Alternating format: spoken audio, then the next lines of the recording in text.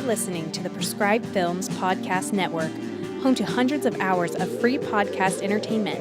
The shows on this network all have a common goal, providing you with the best discussions about movies and other forms of entertainment media. The PFPN hopes to fill your earholes with audio joy. Visit our website with links to all the other amazing shows at www.thepfpn.com. Thanks for listening.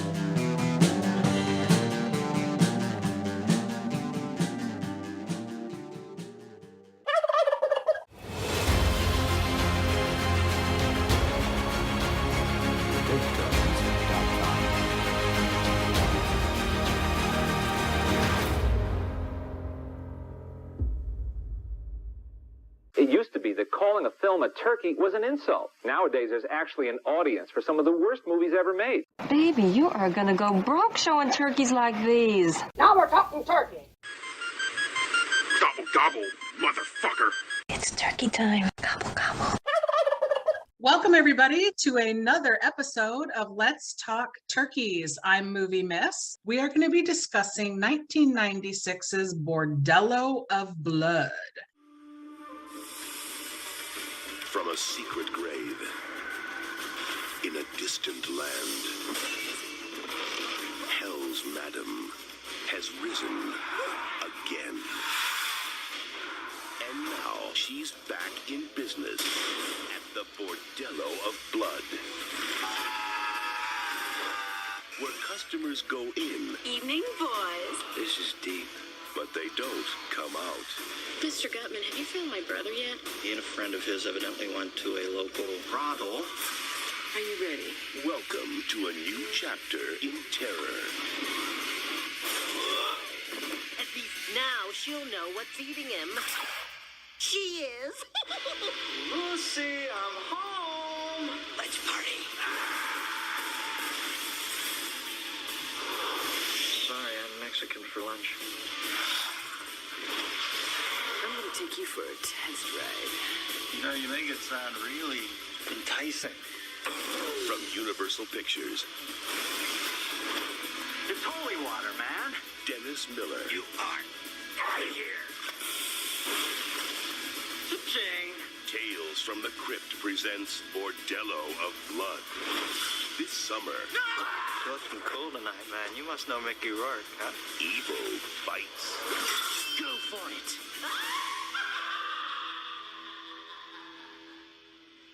And could not do it alone, so I brought back the reigning horror champ for the podcast. My guest today is Brian. Hello, sir. I need to hire you for my PR work whenever I go to my professional developments. I don't know about all that, but I guess I do get a little street cred. We did trivia night last night, and I left a little bit early because it being a school night. And my friend goes, "We got first. Like, thanks for those last two rounds." It's like, hey, whatever. I'll take it. Sounds like you're not giving yourself enough credit. Good job. Yeah, sometimes. A lot of people just like, saw this, thought of you. It's like there's always these, I think, impressions of being like this dark lord in the abandoned like motel of, you know, the Bateses or something. I'm happy to be back. It's fun. And Tales from the Crypt of all things, which was probably my earliest exposure to like the taboo rated R stuff. Woo-hoo. That was going to be my question, because my co-host and I covered Demon Knight a while back because we absolutely love it. Yeah, she was not psyched about this one, which is why you're joining me. I don't like this movie, but I like it enough because it's bad to laugh about it. If I was using my Christopher Walken impression, I'd be like, you know, the movie needed more Billy Zane, Brian. And I'm not kidding. Rewatching this movie was a chore. There's some parts that are just so bad. The acting, obviously we're going to break it down, but just revisiting it, like the script itself. I mean, we talk about skeleton scripts. I think there was like dust on some of the fingers on this one. Like watching, I'm like, why is Corey Feldman? Why do we care about this? Why do we care about Eric? I don't know. So this one is a turkey. Rotten Tomatoes critic score of 15% and audience of 31. And a box office in August, I want to say, of around $5 million. Correct. On a budget of 2.5. They lost a lot. But what you were saying about the script makes sense. The script is trash, and it's because Demon Knight was released in 95 and it did better than they had expected, fairly well. And so in there was January. Yeah. Right. So there was a quick turnaround. Studios like, get another one. And not so much. No, and I think when we talk about this movie, we kind of have to talk about the plans there were. I mean, there was supposed to be a third movie that was supposed to, I think, be before this one. I think it was called Tales from the Crypt Dead Easy, and it was supposed to be like a voodoo zombie, Bourbon Street, Louisiana kind of movie. And then we had two other movies that were started off as Tales from the Crypt projects that went on, The Frighteners, Peter Jackson, and then From Dusk Till Dawn. I absolutely love that movie, but I also like that it's not a hardcore vampire movie from beginning to end. Exactly. It shifts gears. We had a lot of those rated R action movies in the 90s, and I think that's where a lot of stuff moved to. It was more just like the sci-fi action. Like, we're going to take your grandpa's vampire, we're just going to blow his fucking head off on screen, and we're going to have the guy from ER there. So this film was directed by Gilbert Adler. I also have co-written by him along with A.L. Katz. Story, though, by Bob Zemeckis and Bob Gale. Which, it's funny because Katz did like almost every Tales from the Crypt episode. And of course, the forefathers, Zemeckis and Gale. And that reminds me of a joke Bruce Campbell used to do. If you ever went to a Comic-Con, he's like, I'm going to tell you all these facts. He goes, you're studio executive. He's like, let me know if you're going to greenlight it. It's like, we have Academy Award-winning director, all those people. And he goes, congratulations, you just greenlit Congo. And everybody just starts laughing their asses off because it's one of those things where it feels like it's too big to fail. And then maybe the script isn't good or what have you. And his other quote that I live and die by when he did My Name is Bruce is he said, you know, I used to think a great actor, an actor with a name can save a bad script. He goes, it's the opposite. He goes, a lot of times you can take shit that's great and, you know, you want to, you know, have the people just bounce off of it as opposed to, what am I doing here? What does the key do? What's the gimmick? Oh, by the way, we're going to have a brothel of vampires just kill fornicators, but no murderers, no politicians, none of that stuff. You know, it's like, oh yeah, sounds good. You're reminding me of this new YouTube channel. Well, it's not new, it's new to me. I just stumbled across it, called Screen Rants. I get no kickback for mentioning this guy, but I tell you what, he does these fake pitch meetings for movies. Oh, those are great. Yeah, he did like Halloween, Nightmare on Elm Street. You just hear, and like this one too, I'm sure you hear this great little simple plot pitch and you're like, do it, greenlit. And then it just turns out to be garbage. Yeah. All right. So top cast for Bordello of Blood is Dennis Miller, Erica Eleniak, Angie Everhart, Chris Sarandon, and Corey Feldman. And of course, John Kessier is the voice of the Crypt Keeper, and a little bit by William Sadler. Yes, Breaker is back. But not Breaker, yeah. And the first episode of Tales from the Crypt. He's the executioner at the prison. I put that on 2 weeks ago for game night, and they were just losing it. Then no way. It goes through where like they go cold turkey. There's no more executions. So he starts taking justice into his own hands. It's a fun little episode. He's good in everything. I'm just going to throw that out there. So, okay. The IMDb plot for Bordello. Oh, wait, before we 100% jump in, I wanted your overall thoughts. This is a turd, but what are a couple, just give me an overview, your love of vampire films in general. Like, what are ones that are the good ones? So I think when you watch this movie, I think there were obviously horror fans. I mean, when you watch this, you look at Corey Feldman, and how can you not think of The Lost Boys? They also have our preacher, Chris Sarandon, aka Jack Skellington, and you have to think of Fright Night. So I think of those two movies. I also think of a little bit of Anne Rice, Interview with the Vampire. I think of Catherine Bigelow's little Western vampire, Near Dark, which is finally getting a reprint on DVD. That was kind of like starting to go nuts. So happy I got mine when I did. I usually look for some that like take the idea and they push it. I mean, newer people would probably talk about 30 Days of Night. I mean, a lot of those are classics. I mean, and then we have TV series. This time we also had Buffy the Vampire Slayer. You have to think, well, that was 96. It was just new. So that was like in its first season. I think that's the stuff that comes to mind. Of course, Christopher Lee. Oh, well, yeah. And Bela Lugosi. Yep. The classics. But what is your favorite? Now I'm curious. What is your favorite vampire type of vampire? For me, favorite type. I don't love the movie so much as a vampire movie, but 30 Days of Night, those vampires, that's the vampires for me. And it's like I said, even when you watch like a turkey of a film, there's usually some redeeming thing, like a cool shot or a really good joke you and your friends get after this. It's like when I always think of Demon Knight, I always think of Billy Zane was like, nope, nope, nope, no, motherfuckers. And I'm like, we needed that scene in here. We needed somebody that could just chew up the scenery. As far as vampire movie for me. And you're not allowed to say Edward from Twilight. He cannot be your favorite vampire. Spoiler alert.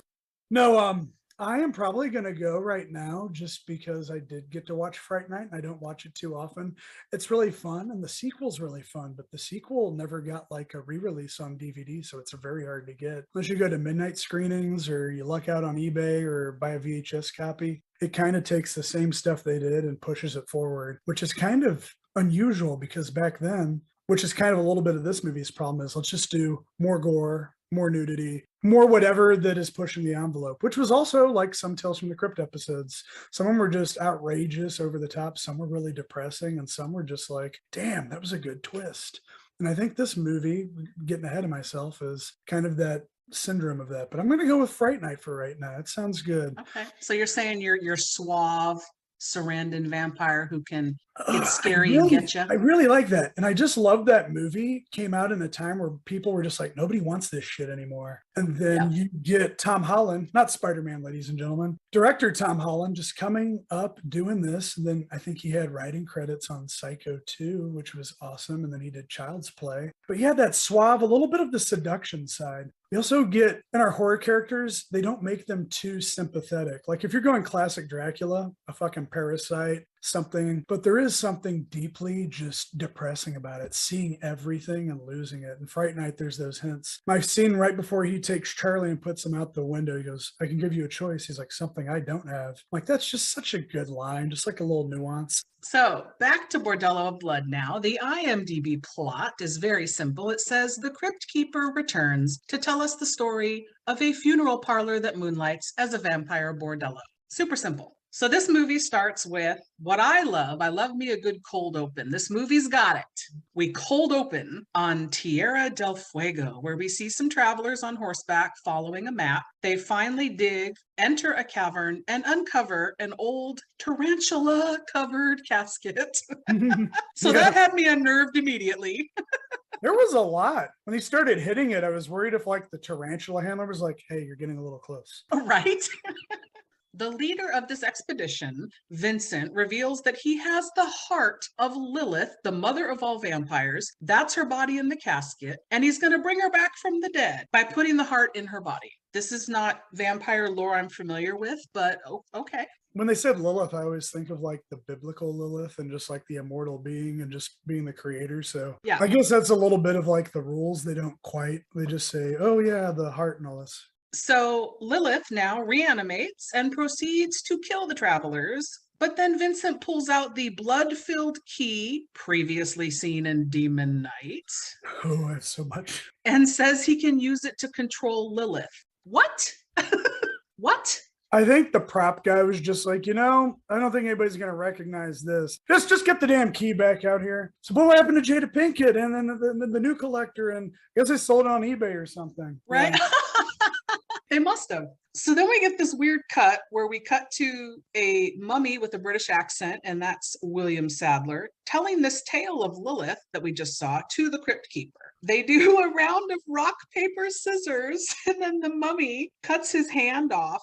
I believe he loses. And then there's this bizarre segue where the Crypt Keeper is talking to us and introducing the film. Was that part that we just saw when first time viewing, was that part of it or not? Yeah, I was confused too, because if he's introducing the story and he's already doing the exposition part of it, it's almost like, are they sharing it? That actually may have helped the movie, where if they ever put it on TV, and they usually like to do that, you just got to cut back to them and eventually be like, he's just a hand now before he gets to the head, and do like a sudden death part where it's like, winner takes the torso, and it's like, oh my goodness. But no, it was confusing and a very interesting choice. I mean, I've never objected Bill Sadler, but it's just like, okay. Whereas in the first one, we like open with that and, and it's like, oh, this is all part of the scene where they're shooting it, which I just thought was funny. And they're like, I don't know, it felt like they tried to like just shoehorn him in. I think so too. So now we cut to the opening. We get Catherine, and that's Miss Eleniak, and she's on an exercise bike in her house as credits roll.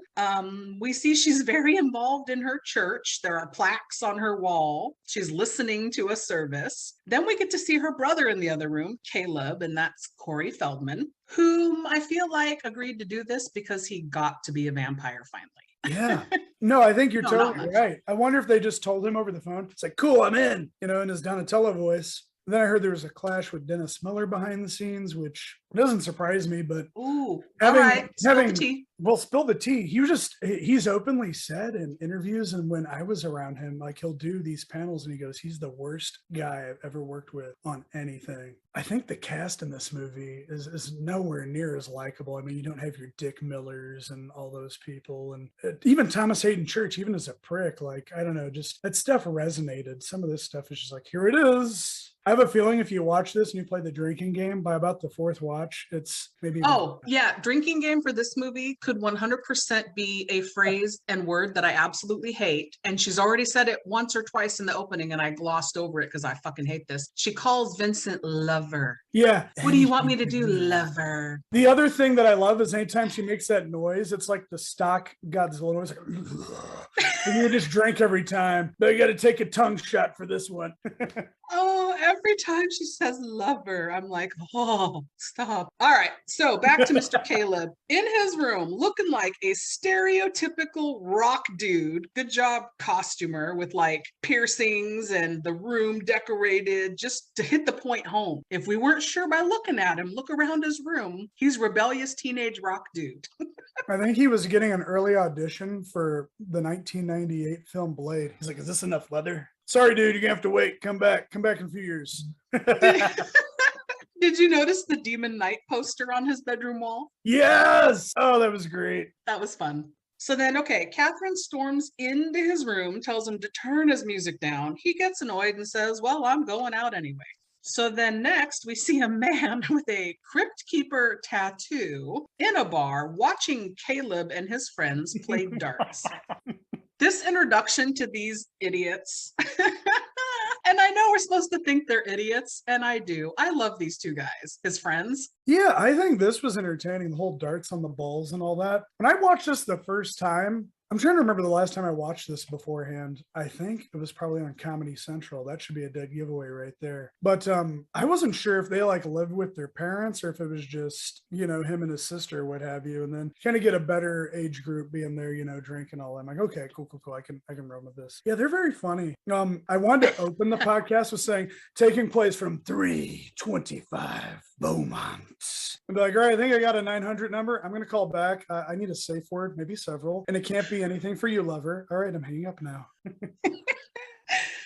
All right, so this guy overhears the friends saying they need to get laid. He tells them where to go, and just like you did in that crazy, over-exaggerated way. And that's Kim Kondrashov, the actor. He was so over the top that I couldn't wait. Every time I saw him, I was like, please say something. Yes, that was one of those, it's so damn bad. I would almost make a comedy sketch where I would just impose him in classic movie scenes like Casablanca, where he'd be there and just say, like his eyes. I was a wrestling fan, and just like how manic he was, he reminded me of like a biker version of like Diamond Dallas Page if he was super crazy, like, It's like, okay.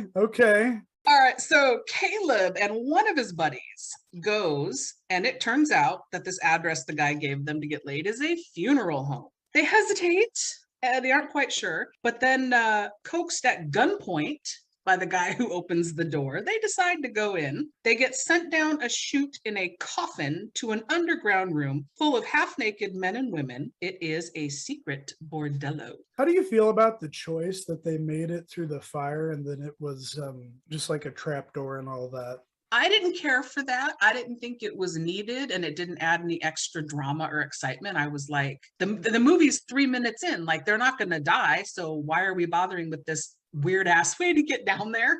Like the only payoff is later on with the cop. And to me, it's like, it almost feels like they were trying to do the scene where you have the boy that cried wolf. I'm going to make a Fright Night reference where he takes like Peter Vincent back. But at least with that, it's like he's purposely fucking everything. But then you finally get to the one with the mirror and he's like, oh shit. And it happens, but in it's a way you don't expect this. To me, it's just like you see this and you're like, it's going to come back and it's like, oh yeah, fire bad, fire bad. And then that just leads me to think about, we covered on the show Once Bitten, where the vampires were deathly afraid of fire. So I'm like, I guess in this world, they're not. Yeah, I don't know. So a woman, this killed me. Whoever wrote this, like this line, shame on you. The taking the Skin Express to Tuna Town, that's how she hits on them. I was like, are you serious?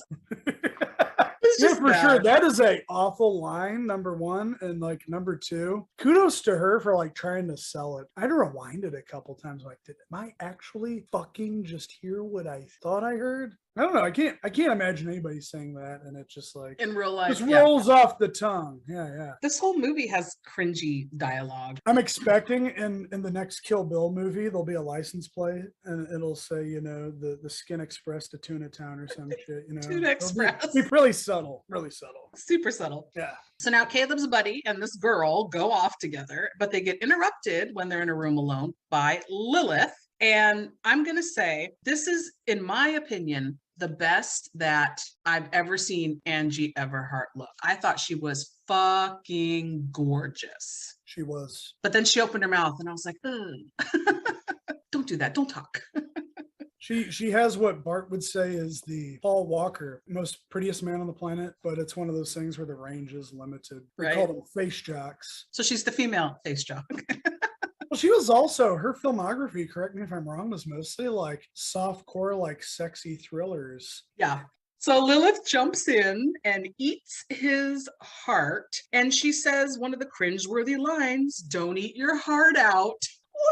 So the big difference between this movie and the previous, especially if we're going by the antagonist, there's no way she could even dust the jacket off Billy Zane's collector in the first movie. I mean, I think there's a reason, like when I watched this, I watched it once, and the other one when it came on Sci-Fi, I watched any damn chance I could get. But the antagonist, and then all her lines, I'm sure she was doing her best, but it's like they gave her reject Tales from the Crypt lines. It's another line about a head. I remember like season 3 is like, I love a girl that gives you head and lets you keep it. And it's like, yeah, but man, this is a fucking movie. Like, I think they tried to make it too like tongue-in-cheek and funny. And I think horror movies, when you do the horror comedy, and I think Demon Knight does better, is they juggle the fear and just the natural like way people would be about that in the 90s. I think the reason we almost do like Dennis Miller is just because he doesn't give a fuck, but it also takes us out of it because the stakes just, pun not intended, one pun. I just feel like it's too silly and doesn't take itself serious. Girl has 3 nipples and they're talking about ripping hearts out. It's terrible. The 3 nipple thing. Ugh. So yeah, so the 3 nipple one, that's the one that Caleb is with, and then they get interrupted by Lilith, but we fade out before we see what his fate is. So then now at the police station, Caleb's sister Catherine is trying to report him missing when she's overheard and then interrupted by Rafe Gutman, and that is Dennis Miller, and he says he's a private investigator and can help her. So this is where I'm just going to throw out my opinion on Mr. Miller. I felt like watching this movie, it was exactly what you said. They didn't lean enough into horror. They did too much tongue-in-cheek comedy. So the whole thing felt cheesy. And then during this whole cheesy thing, you've got Dennis Miller acting like he would rather be anywhere but here, right? Like he didn't even want to fucking be there, it seems like. I think some people say that's like their saving grace. In my opinion, I kind of disagree. I think each time I watch it more, I find it like this dude didn't want to be a part of it. And it's not like they were really knocking on his door. I know he was like off SNL for a while and he was starting to do his stuff, but there's a way to do that style by like elevating the seriousness. And to me, it's just like, I feel I'm on a bad Tales from the Crypt episode.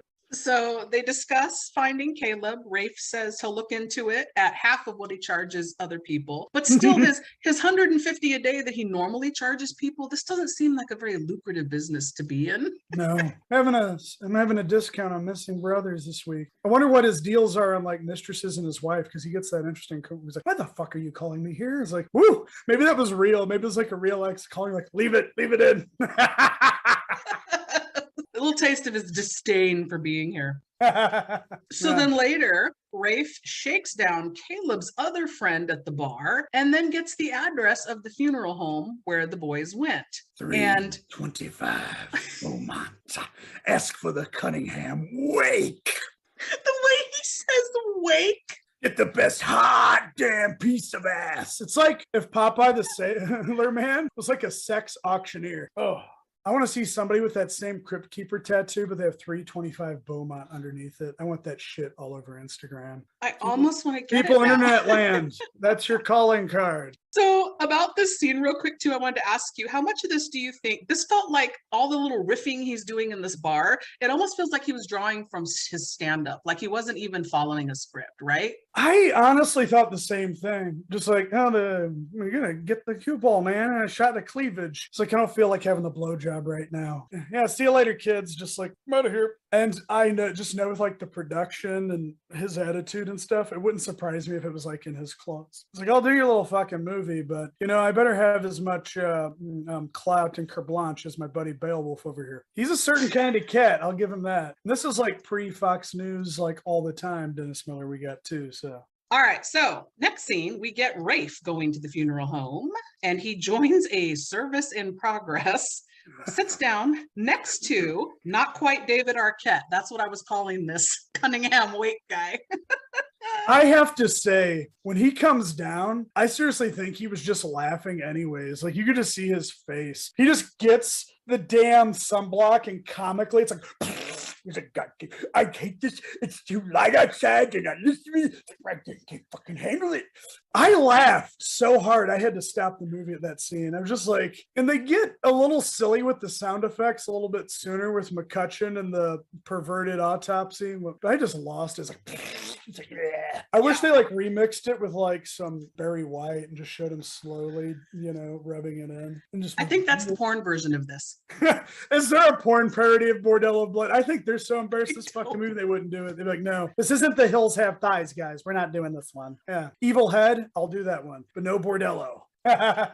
So then we cut to Current World Ministries with a service in progress, led by the good Reverend Current, and that is Chris Sarandon. This is the ridiculously over-the-top, playing the guitar like he's Chuck Berry. Rafe comes in, sits down, and catches the end of this. I think Chris Sarandon had a blast doing it, and if he didn't, you can't tell. From what I've heard with just the internet and just people that were like 6 degrees of separation, was like the most fun scene to do was the Super Soakers with Chris Sarandon. Even Dennis Miller's like, I fucking love that. And Chris Sarandon, you can tell is having fun. I feel like he is, I don't want to say this and it like be taken the wrong way, and I just prefaced it that way, so now it probably will be. But he definitely is like the guy with the chops that fills the Billy Zane void at this time. Like, he chews the scenery, but even when he meets him, he's like, nice to meet you, Mr. Gutman, and walks away. And it's like, I love the grounded, almost the menace. Like, he's like, Brother Vincent. This intro, getting to see the whole place, and then Dennis Miller's like, reminds me of Super Dad's joint back on Krypton, good stuff. Loved it. Yeah. I wonder what church that was. Well, whatever the building is, it's in Canada, so yeah, I don't know. Canada. So Rafe tells Catherine here that his lead on Caleb took him to a whorehouse. She says, fine, I'm going to pay you for your time. Thanks a lot. And you don't have to keep looking for him. We're good. But later, Rafe is at the bar and not David Arquette is there and gives him the same pitch that he gave Caleb and his buddies about going to get laid. 325 Beaumont. Ask for the Cunningham wake. So back at the funeral home now, the Undertaker guy, and what did you call him? McCutcheon? McCutcheon. Yeah. Aubrey Morris plays McCutcheon, and he's so superbly creepy. Oh, fuck yes. The girls are waiting. Oh, yeah. He's embalming a deceased female's body and acting super bizarre with it and inappropriate. I'm just going to say. I felt gross watching that scene. Me too. Ugh. I felt like it was like, how old is like this guy supposed to be? Is he just this fucking creep? He's like, boop, boop. It's like, yeah, we get it, boobs, and then the fart joke. Like, I know he goes from the crypt, but usually set the barf meter like a little higher than this, So his craziness gets interrupted by Rafe at the door. He turns him away, but Rafe decides to climb in a window and snoop around anyway. Winds up finding the skull nose ring that Caleb had previously. And I guess he and his buddies all wear the same nose ring. And so that's why he knew it was from him. Rafe takes the nose ring to Catherine, tells her that he's going to go back to the mortuary tonight. She fired you, first of all, but okay. Isn't he also like at the bar talking about how he makes the joke earlier? He's like, you're not my type. But then when he's talking to the bartender before he's interrupted by not David Arquette, it's like, even by like Christian standards, she was ungodly. So it's like, but they haven't really established that. I don't know. I just feel like it's, like I said, a lot of these characters just don't have, they're pretty flat. They're like just two-dimensional. Yes, and he just comes off like a creep because he's checking out her legs and checking out her tits. And exactly. It's like, we get it. She's a good-looking woman. Let's have a little depth here. Yeah, and he doesn't really have like his moment. Like it really just, I don't know. Like to you, I just don't feel like it's earned. And even like the mortuary, like I think it's kind of cool you do like the familiar stud, but I think there was like a way they could have established that more earlier, because somebody could have walked down and be like, oh, how does he know this? No, sorry, dude, you left during the, bathroom break moment. So that night now, Rafe takes that coffin ride down into the bordello where he is greeted by the new girl. And then he goes off and we get that uncomfortable word again. And it's not even said by Lilith. The girl's like, come on, lover. I hate that so much. This is going to be like the Halloween Kills drinking game. Every time they say evil dies tonight. No, I kid. I love that term though, the coffin ride. I think they either need to like, that can be like a sex term, like want to take a coffin ride tonight. Oh yeah. All right. So meanwhile, Lilith meets with not David Arquette and pulls his head off for what seems like no reason. I mean, he's like, what, whining? Yeah. What? Maybe vampires have like an extra like weird cycle thing going on, or maybe she just needs something to rip up. But no, they killed one of the best parts of this movie besides our good friend, Chris. Yes, I was dying. I was like, what? No, I like that guy. I was hoping when Rafe needed to go to like where Lilith's lair was, he would see him at the bar and he would just turn and be like, 3.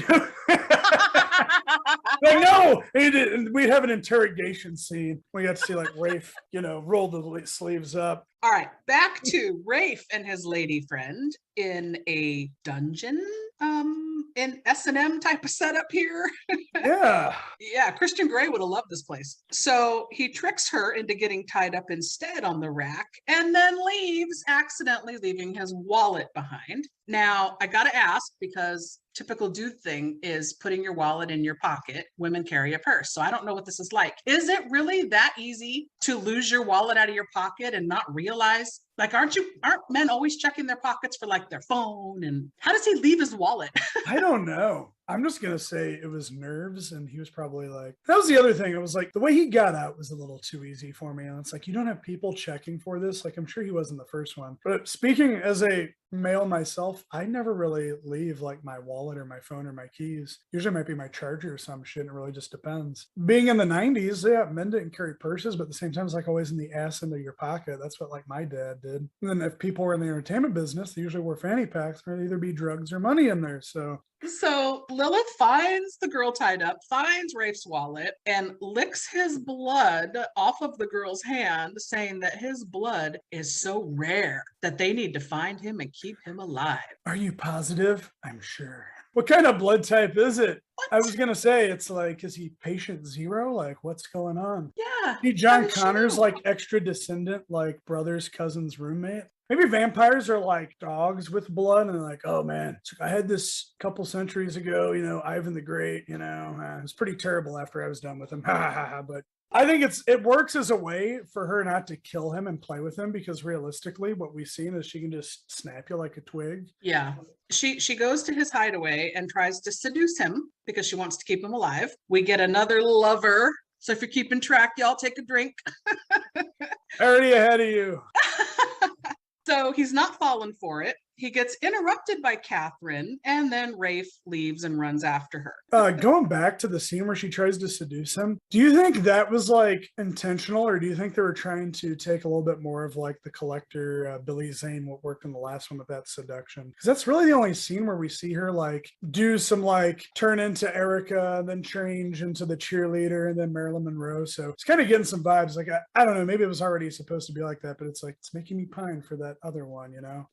Yes, same thing for me. And this whole movie did that to me. I kept watching this going, when are you going to give me something good like Demon Knight? And it never does. No, it's a shame. So Rafe and Catherine go to the police. Catherine convinces the officer at the police station now to go with her and Rafe to the funeral home. And they try to show the officer the secret entrance. And of course, that doesn't go well. Catherine accuses Rafe of lying, and she and the officer leave him behind. So Lilith and Vincent now are in the window watching all of this, and they discuss cutting the Reverend out of their deal. Basically, Lilith says she wants the key and she'll make it worth Vincent's while to go get it. And then we don't really see Vincent since like the beginning. Like we get a little bit more scenes with him. Like it just seems like some shit was just shot and there was like stuff falling through and they bring people back. Same thing with Caleb. It's like you're gone for like 40 minutes, then you're coming back. And well, when you have like four people hands in the script and story, that shit happens. My philosophy on scripts, once you have more than 2 writers, is it becomes like the bastard son of 1,000 maniacs, to make a Freddy Krueger reference. So then we cut to Vincent now giving the key to the Reverend in his office. And then we see the Reverend practicing for a service where they have this giant model of Satan that comes up out of the stage. They're supposed to zap it with a laser light, which he calls the laser light of the Lord. The laser light of the Lord. I wanted Satan to be like in a white tuxedo after it blasted him. And he'd have like blonde hair and like, I don't know. It just would have been so great. Well, this whole thing to me just seems wildly unsafe. Yes. It's one of those things where like they'll have like some big set piece and thing, you know, that's going to be used in the 3rd act. And it's cool. Like I think it works, but you're also like, who the fuck would like approve these safety regulations? And he records all this shit with the teleprompters. Do you imagine if he like just crossed his head, blew it off in front of all the people, and it's like a Gallagher concert, and it's like, I got a little bit of the Reverend on me. So it actually does malfunction and zaps the Reverend's guitar. So that's our first indication that that sucker is powerful and will reappear in the 3rd act, as you mentioned.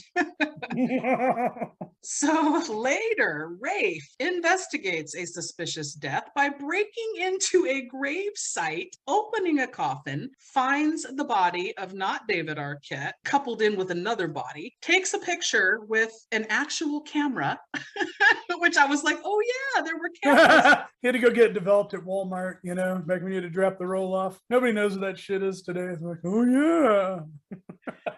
So the Reverend now confronts Lilith and Vincent at a strip club. Lilith tells the Reverend that since Vincent stole the key, she's in charge now. And again, the weird thing of the key, the mythology, whoever's got the key controls her. I guess Demon Knight is just out the window at this point. For sure. And I mean, I think you have to go ahead and accept that up front. Otherwise, you just won't watch this movie because there's already so many other things working against it. True. So then Catherine busts in with a camera crew to confront Lilith because she's doing expose on strip clubs and whatnot. And they go outside. Vincent throws the key, breaks it, and it's magically destroyed somehow. So we're never going to get a Demon Knight sequel because the key is now. Can you imagine that's all they had to do in the first movie? Just fucking throw it against a brick wall. Oh my goodness. I giggled at that part too quite a bit. Rafe gets the pictures developed, as you mentioned, at his local Walmart, and then shows Catherine, but there's only one body in the picture because apparently, you know, the undead don't photograph. Catherine is reviewing her strip club footage and sees that Lilith also did not show up on film and makes the connection, I'm assuming. Yeah, it just makes me wonder, vampire dating sites must be a bitch, you know? The old joke where they're like, how do vampires shave? And just, if we're going by like True Blood rules, it would just grow back anyway. It's like, whoop. Yeah. Well, I use the theory that if you're vampires on a dating site, you're not 30 Days of Night vampires. You're all beautiful, all the beautiful vampires. So it's safe to assume they're just going to be beautiful, right? Assume. So she goes to Rafe and has this very, okay, I don't know if she started filming another movie, Erica Laniak, during this and had to do reshoots, but at this point you can tell she has a very distracting wig on. Yes. Right? It shows up so much. This is just the worst. When it comes later, it's just like a hunk of It's so hair. bad. So she goes to Rafe and discusses that the Reverend was at the strip club and they could be dealing with vampires. They get interrupted by Caleb calling Catherine to say he's in trouble and needs her to come to the old power plant to help him. Yay, he's finally back. Yeah. On the phone. So of course, Rafe and Catherine go to this place. And to me, I laughed, but also was cringing at the same time when he makes a comment that the place they're at looks like a bad Tales from the Crypt episode. Dude, I think anybody that's covered this like must play that as the opening intro. At this point, they find a very vamped out Caleb. And again, that's probably the only reason he agreed to do this movie is because Corey Feldman, he got to be a vampire. And Rafe shoots him, but of course it doesn't do any good. Caleb chases them. Rafe gets away by falling onto a cop car and then gets taken away. And Catherine gets caught by, what's his name? McCutcheon? I always thought it was McCrutcheon, but no, they say McCutcheon. Even with the acting with Angie Everhart with the fangs, like McCutcheon. And I will say in defense of Angie Everhart, the best scene for her in this movie is when she's stalking Rafe when he's hiding in the funeral home and he didn't see the fucking decapitated guy for whatever reason. But she raises her arm and just goes, ooh, like that was great. It's like, yeah, you're beautiful, but you probably smell like shit, especially, you know, fornicating and all that. I went to a open house one time. I'm pretty sure they shot like a porn before, like right before we got in there. And I was like, you're like, this house smells like sex and candy. Let's go. Yeah, not the Marcy Playground kind, if you know what I mean. Going back to Corey Feldman, the thing wrote is when they show him, he's like, let's party. I said, Corey Feldman does a bad Beetlejuice impression. It's like, hey. So Rafe is in a hospital and gets attacked by the female vampire from earlier after she kills the cop. He pushes her up against the window and some sun gets on her back and she explodes.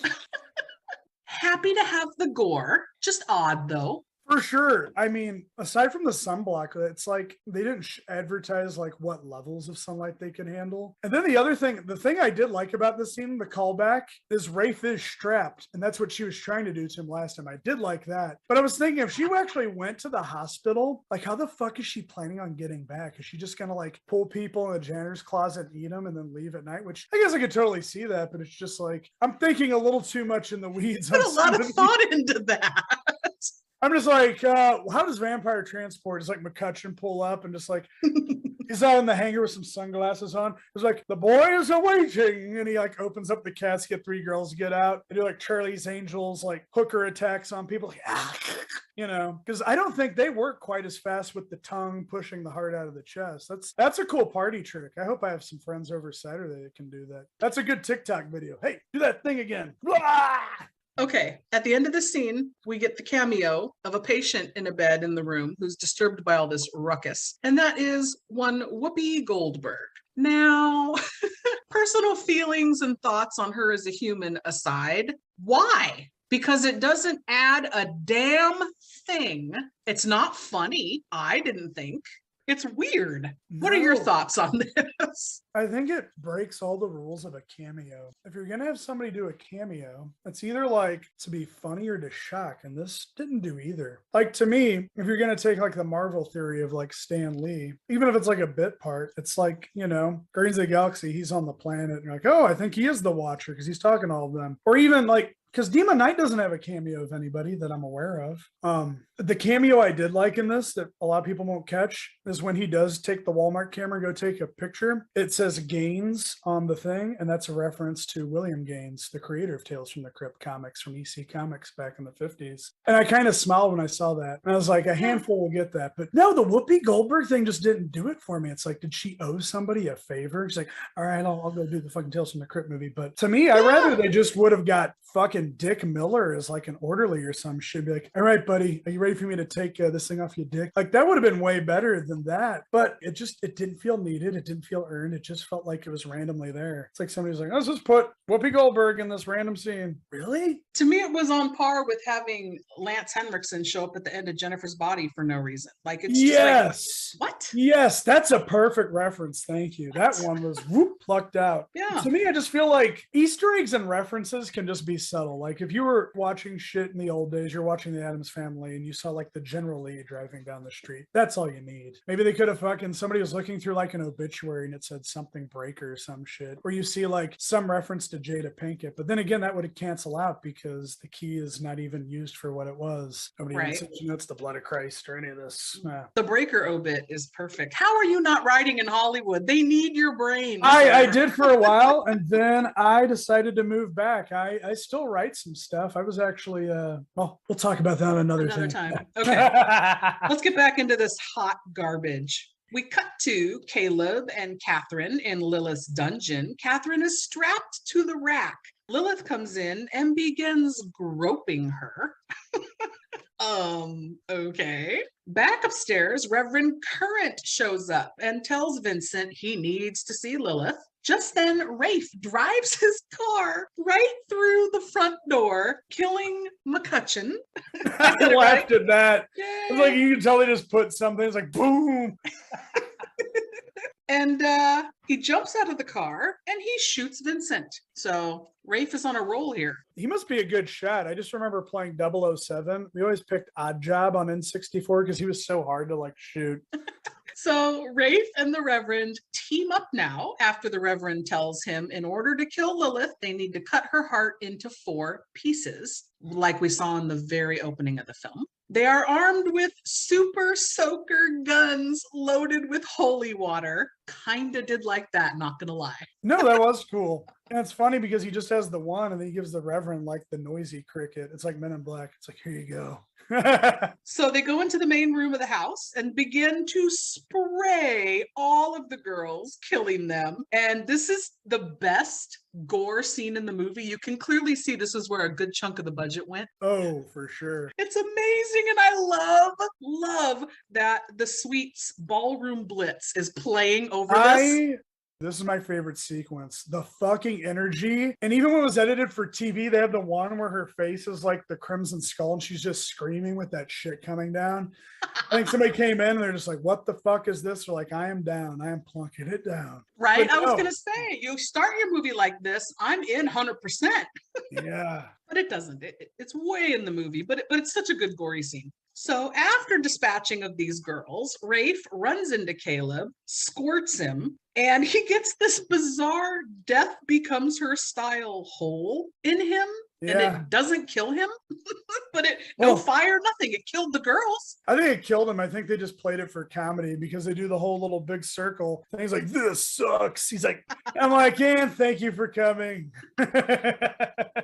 That's one of the big, I would say, challenges with this movie. Demon Knight builds tension and action and establishes the rules. This movie, you don't get the real action till now, and it just feels like it's just running its circles and just turning the wheels and spinning them. It's like here you see the glimpses of like what could have been. And I think that's why it's frustrating as like a lover of not only Tales from the Crypt of horror and just like what could have been for sure.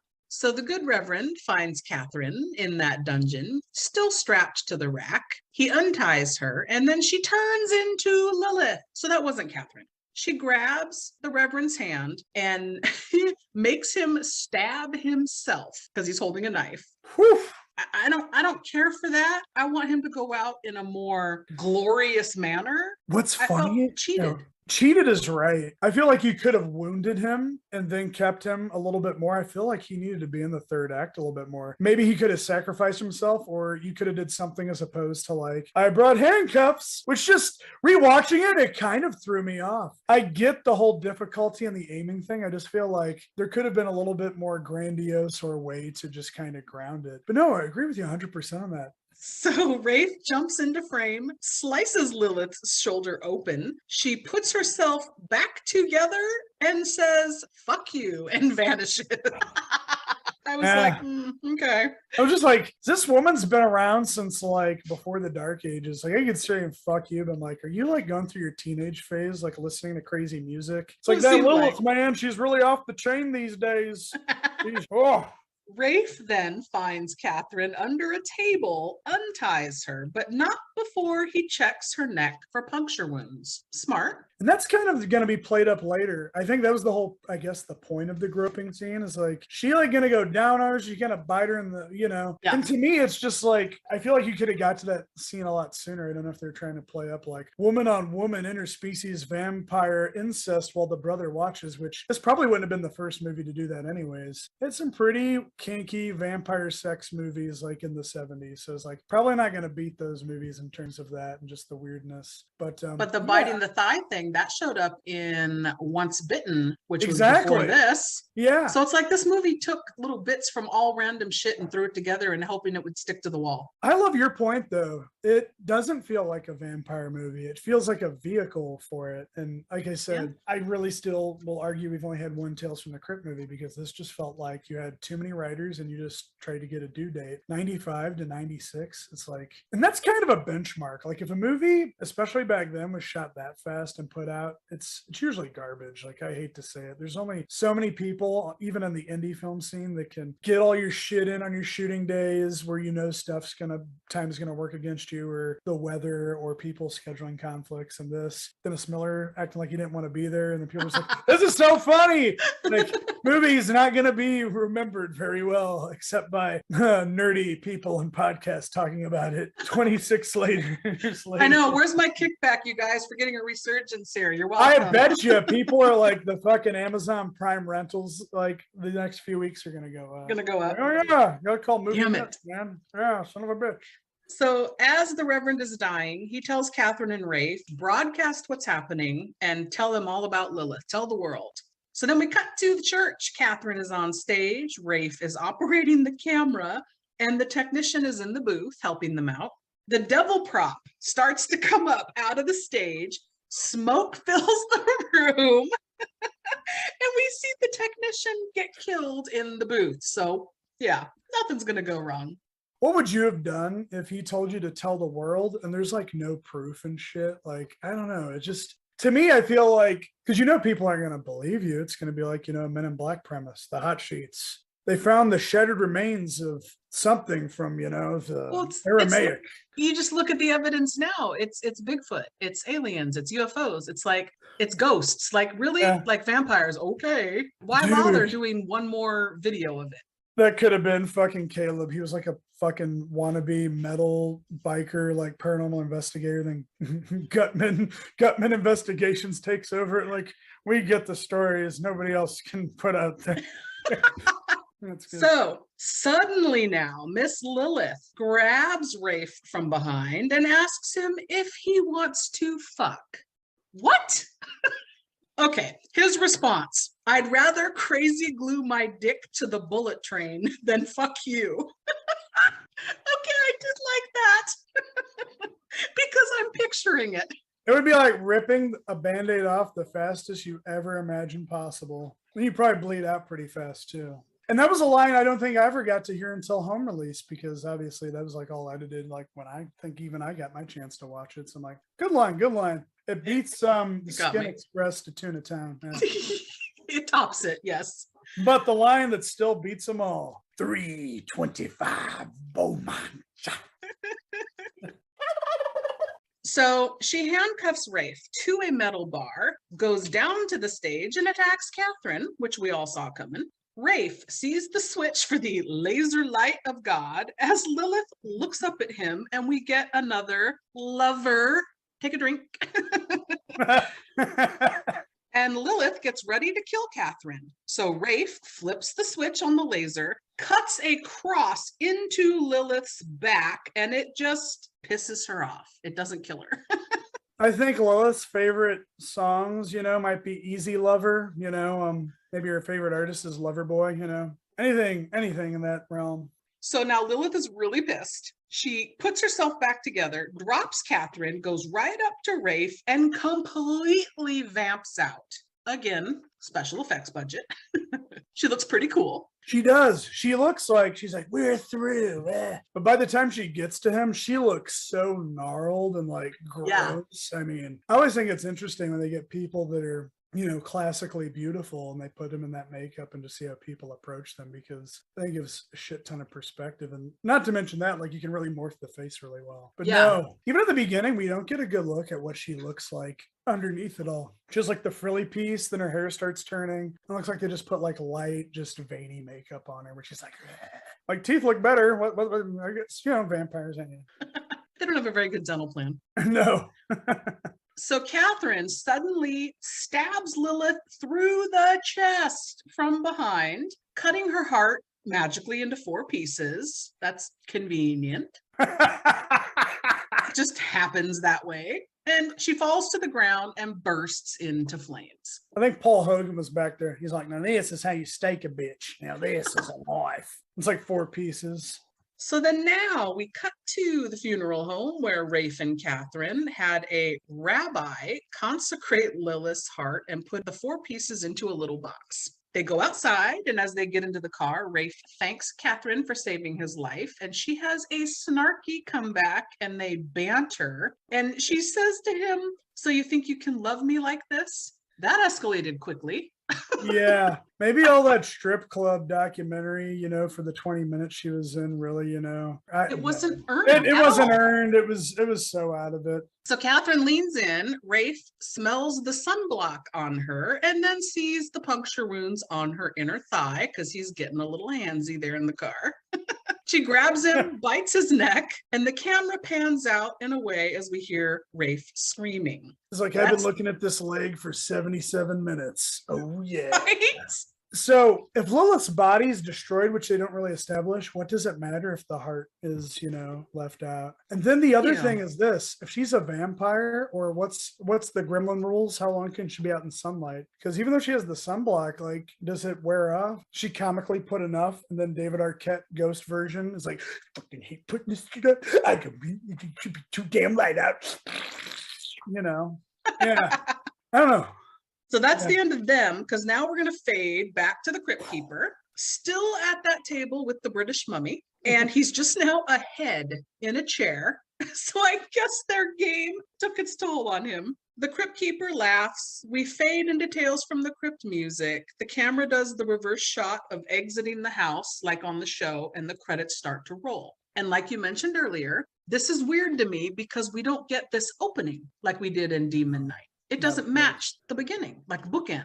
I mean, I like the Indiana Jones opening, but I feel like you could have just opened and then went to that. And that whole exit part where he's just the head, it reminds me of the episode. I think it's Lance Henriksen's in it. It's called Cutting Cards. And these 2 guys, and they start betting fingers and everything. They're like all in bandages. Great episode. It flies by. Yeah. But it's just like, a lot of this just felt like recycled jokes and some of that. And they're like, we'll give Lilith some of the leftover Crypt jokes too. At least we got the exit. But like I said, it feels very disjointed. Yeah.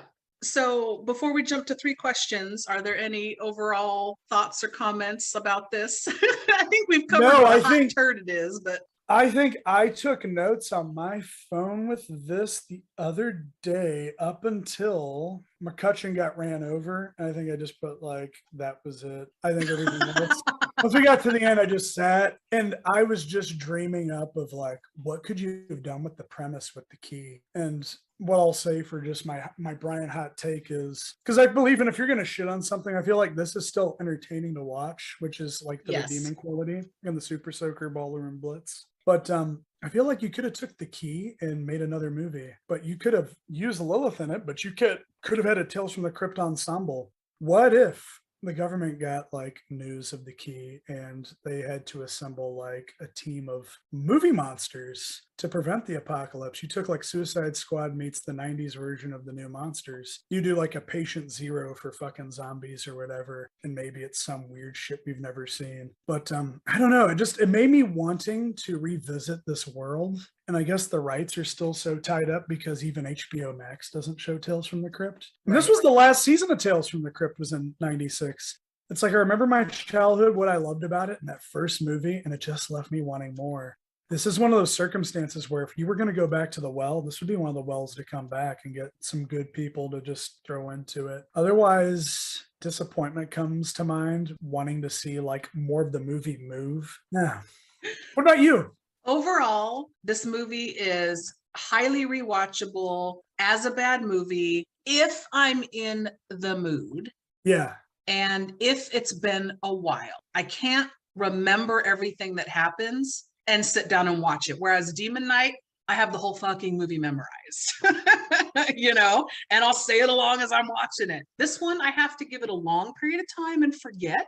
And then I'm like, shit, let's put on some Bordello of Blood and laugh. The weird thing before you contacted me about this is I watched Demon Knight on my own, and I hadn't watched that in so long, and I loved it so much. I can honestly say this will be one of those. It'll be a while before I watch it again, just because, like you said, you have to be in the mood. This is like one of those, I wouldn't even say Mystery Science Theater 3000 kind of watches. It's like a very specific, like 90s kind of trash kind of thing. Trash is a word I would use, yes. Trash. It's trashy. All right, so that wraps up Bordello of Blood. Let's jump to my 3 questions, though, if you don't mind. I don't mind at all.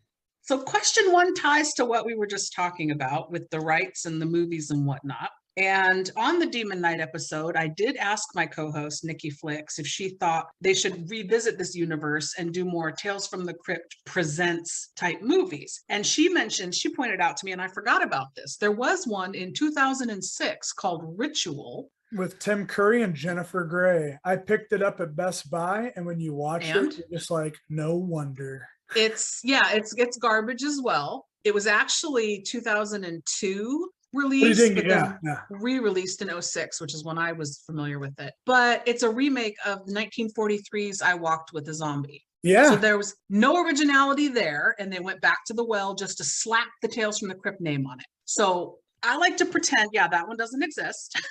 In other countries, I don't think that they even had the Crypt Keeper intro. And I think the Blu-ray has like almost a 40s style artwork, I want to say. Because when it came out, because I remember that was one of my movies when I purged stuff when I moved. I'm like, what the fuck? I forgot I got this. And it's like, we're going to have Tim Curry use him. Tales from the Crypt fans out there, there's an episode with Tim Curry where he plays 3 fucking characters. It's one of the best episodes of the series. Go watch it. It's fucking gross. It's wonderful. The question overall being, do you feel like if they could get it sorted out, is this something you would like to see revisited? Would you like a sequel to Demon Knight to be another Tales from the Crypt, or just what do you think? Did this kind of ruin it? Put a bad taste in your mouth for that? Horror fans are some of the nicest, most forgiving fans. I mean, how many times have we rebooted Halloween? We have a new one that just came out a couple weeks ago. And they're completionists. I think for Tales from the Crypt, they should get it sorted out. If Universal has to share rights with Warner Brothers, I say do it, because even if they partner with Blumhouse or whoever does it, I would say go with it, because if you want to connect it to Demon Knight, maybe you have some other paranormal investigator and they're walking through a museum and you see like a picture of Breaker from the fucking First World War, or was it like 1917 and all that shit. I feel like there's so much you could do with it. The fact that it's an anthology right now, the big anthology is Creepshow, and I guess they got the rights all sorted with that on AMC. So they do the little 2 episodes in one. But Tales from the Crypt, I'd love to just see like a one-off feature. Maybe have some love letters to Demon Knight and also do something different. I feel like there's so many scripts that, they sit around for 10 years and then it or something comes out. Like, remember that movie you had with fucking kids? And then suddenly, oh my God, I couldn't wait to greenlight it. Nightmare on Elm Street went around Hollywood for about 7 years. And there was a movie called like Dreamscape or something before that where they're like, it's going to be a dream and they're not going to be scared. That movie went on to establish an entire independent studio. I mean, New Line's still around. So I would definitely go back to the universe. I would resurrect it. I can only imagine what you could do with practical effects with the Crypt Keeper now. I mean, seriously. I think the opening should be him like doing a calendar shoot with him just killing people various ways with like horror hosts from shit. That's amazing. Like, Elvira with his hands on her tits or some shit. Just, I feel like he could be having them all there. He'd have Sven Gulli, anybody else that's living. I don't know. There's just so much. I feel like you could do like an extended Crypt Keeper opening too. I love that about Demon Knight, because at the end they actually have like the person from the back walking. He's like, hello. Yeah.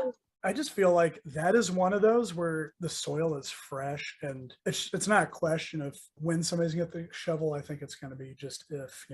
So the practical effect thing you touched on, they totally could do that with him because they do that for Creepshow, the series. Yeah. It's all practical effects for the most part. Oh So yeah, and they do that on a shoestring budget. Yeah. so then that'll lead me to question 2. Is this movie a better movie if it's a different cast? If the script's the same, I'm gonna say based on your performances. But then again, I don't think this one lives on in its trashy way. You could get some people that play it so serious and grounded that it becomes boring. I mean, you have your not David Arquette. You have. I think this movie is notorious because it doesn't really know what it's doing. It was shot too fast. You had too many writers. They went for too many laughs, too many tits. And I feel like they didn't really uncover the movie till really towards the end. And sometimes that is one of the things I'll say, having friends who are filmmakers. You start off with what you want it to be. By the time you're done, it could be something totally different that gets slipped in. Like Gremlins. Gremlins has a good subtext of like everything that you can rely on machines, shit will go wrong. And that's the metaphor for the Gremlins. Even going back to like man creates things, man is fallible. He will revisit his stupidity numerous times because they don't know how to control it. You want a classic example of that is Jaws. Yeah. The shark not working shaped that film. Exactly. It fucking today they would show the shark in the first 3 minutes. It's like movie trailers. They give you everything in the trailer now. Yeah. But I say this movie, I don't think it improves anymore. In fact, it might lose its rewatchability just due to the weird, bizarre nature. But then again, I don't know. I mean, if we're saying, Brian, you can recast it and you get to put Chuck Norris in place of Rafe, you get Christopher Walken as Sarandon, I would still watch it or I'd laugh, but I don't think it's a question of it being better. I think it's more the hot trash entertaining aspect. Because we can watch something and be entertained and not be very good, for sure. I just had an experience in the theater like that. No, I'm 100% agree with you because I think this movie's problem is number one problem is the script, and no actor is going to save it. Nope. Question 3 is back to our movie. What's next? Assuming this movie plays out the way it seems to be playing out, that she kills Rafe. What's next for Catherine? She's got Lilith's heart. Lilith's out of the way. Funeral home people are gone. Like she kind of, I don't know what, de facto inherits everything and becomes like the head vampire. Yeah. What happens? I think she would start a church for vampires since that's her passion, the only thing we know. Vampires in all film and media and television are still really religious. And I feel like you could start like the 90s version of what a cult of vampires would be with her vision. I think she would probably have more of an aggressive Jimmy Current take on things. And I guess, honestly, if you wanted to do a serious movie on it, it could be like her whole coming of age, a girl that's never experienced anything and the rush of coming into her own independence and not having to worry about her brother and digging him out of the ditch. Like, I watched a really good little vampire movie I wasn't expecting called Bliss. It just deals with like the addiction and the art aspect. And I don't know, I just feel like with a woman coming of age story, especially in the 90s, where I don't know, unfortunately, it's still something that happens today. It's like, oh, how old are you? Put her out in the pasture and put one in the head. It's like, you can go get work in TV, honey. It's like, fuck you. I don't know. I think that's the route you would go. Rafe would be dead, fucking stepping stones. Like, goodbye, asshole.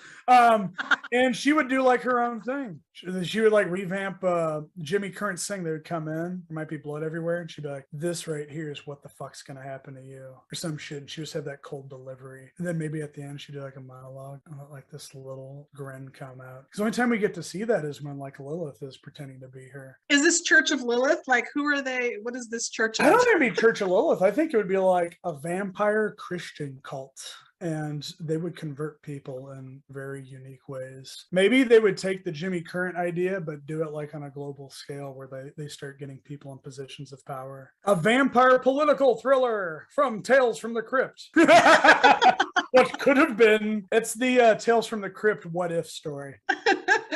Oh my God. I feel like horror also just has more room to do more niche shit. There's not a lot of conventions for dramas or comedies or documentaries. I think the fans know there's so many different genres. You have vampire movies, you have period piece vampire movies, you have vampire romances, you have home invasion movies, you have slasher movies, you have, monster movies, you have all this. I still think we're going to see a lot of more AI, social media, just like Big Brother type shit. And to an extent, I started to see like conspiracy horror movies that I think are really taking over too.